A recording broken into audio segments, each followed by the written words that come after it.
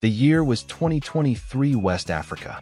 Mysteriously declining birth rates had alarmed governments not just in Burkina Faso but in all countries where Western aid organizations had conducted vaccination campaigns over the past 5 years. Similar declines were occurring. Ibrahim Traoré secretly summoned a young biochemist educated at Cambridge analyze these vaccines for me, but don't tell anyone. A week later, the scientist disappeared, leaving behind only an encrypted laboratory report. The crimson sunset cast long shadows across Ouagadougou. As Dr. Amara Kate slipped through the crowded market, her heart pounded against her ribs, the small metal pill case in her pocket feeling impossibly heavy inside. Wasn't medication, but a micro SD card containing findings that could change the course of African history if she lived long enough to deliver it. She'd noticed them 2 hours ago, the men in casual clothing who moved with military precision, their eyes scanning methodically while pretending to browse vendor stalls. Western intelligence almost certainly they'd found her lab, which meant they knew what she'd been analyzing, which meant they knew what she'd discovered. The vaccine compound NX7623 wasn't supposed to exist in any published medical literature, yet there it was in every batch she tested, a molecule designed with terrifying precision to bind exclusively to protein receptors common in West African genetic profiles. Its effects accumulated in reproductive tissue over years, not immediately detectable but devastating. An outcome: a 68% reduction in fertility rates after 5 years of exposure. 3 million doses already administered in Burkina Faso alone, millions more across neighboring countries. Her burner phone vibrated. Blue Cafe, 10 minutes. Speak to no one. She changed direction, taking a circuitous route through narrow alleyways where centuries-old buildings blocked the reach of modern surveillance cameras. The Blue Cafe was nondescript, neither too empty nor too crowded, perfect for an inconspicuous exchange. She ordered tea and waited, scanning faces, exits, potential threats. The sunset is beautiful today, a voice said behind her. The countersign rose to her lips automatically, especially when viewed from the eastern hills. Captain Idriogo, President Traoré's most trusted security officer, sat down across from her. His casual posture belied the intensity in his eyes. You have something for me, doctor? She slid the pill case across the table. It's confirmed. The compound is real. It targets only African genetic markers, and it wasn't an accident. This was engineered. Wedrioko's expression remained neutral, but his eyes hardened. The president will want to hear this directly. That's not possible anymore, Kane whispered. They're on to me. Nordex Pharmaceuticals has deployed a security team. I need to disappear for how long?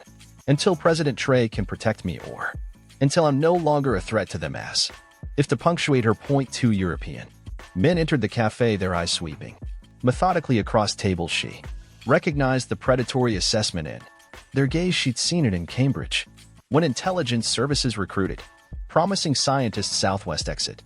Nowadays, murmured. A car is waiting 3 blocks down. Don't run until you're out of sight. The men were still scanning the room when she slipped out the back door, parting as she vanished into the gathering darkness. She knew she just crossed a point of no return. Uncovering a global conspiracy meant becoming its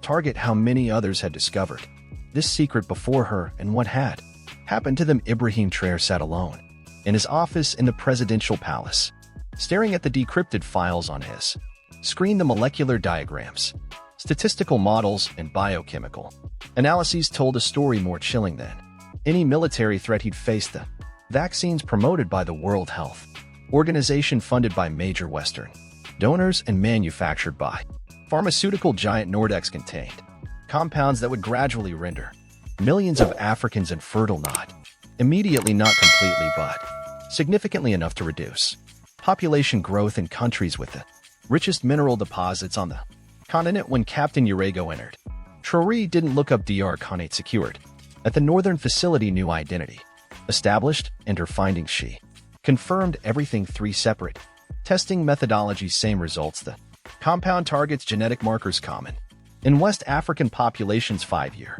exposure results in 68% reduced fertility. Traoré finally looked up, his expression carved from stone. There sterilizing our people under the guise of humanitarian aid, not sterilizing. Ouedraogo corrected, reducing fertility, more subtle by the time population. Statistics show the full impact. The connection to these vaccines would be nearly impossible to prove. Nearly impossible, Traoré repeated, but not entirely. He stood and walked to the window overlooking his capital city. Lights twinkled in the darkness, each representing families, children, a future now under invisible attack. How many doses have been administered? 3 million. In Burkina Faso, approximately 27 million. Across West Africa, Traoré was silent for a long moment. When he finally spoke, his voice was calm but resolute. Contact Presidents Dio of Mali and Mohamed of Chad. Secure channels, only have them test their vaccine supplies independently. We need confirmation from multiple sources. And the remaining vaccine supplies, quarantine immediately every dose. Create a plausible public health reason. Contamination concerns, something believable without revealing what we know. Sir Ouedraogo said carefully. When Nordex realizes what we're doing, they'll respond with everything they have. Traoré finished. Economic pressure, media manipulation, possibly worse. He turned from the window, which is why we prepare. Now Operation Mirror Shield begins. Tonight, Ouedraogo nodded, recognizing the code name for their long-planned contingency against Western intervention.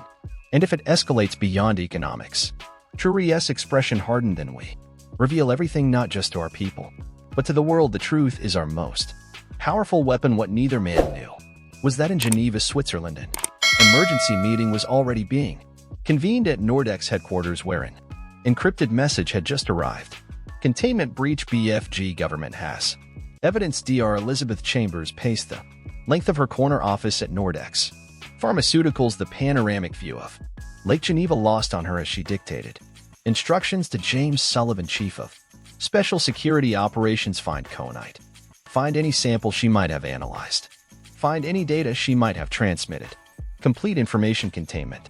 Sullivan, former military intelligence, with the bearing to match, remained expressionless. And if she's already reported to Traoré, then find out exactly what she discovered and who else knows.